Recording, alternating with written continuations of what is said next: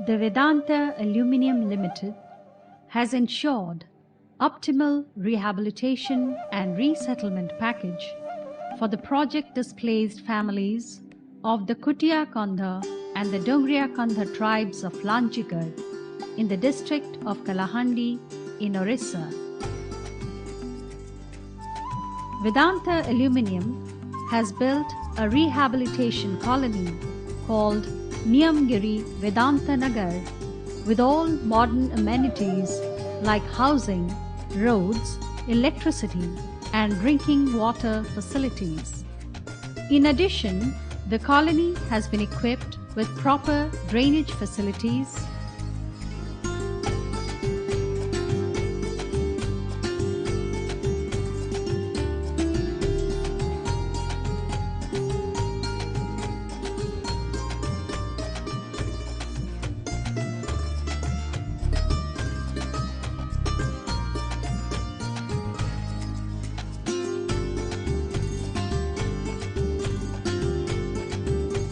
Thus, along with development programs, Vedanta has been sensitive in preserving the rich cultural heritage of these indigenous tribes and protecting their lifestyle, culture, needs and aspirations as we partner in their progress.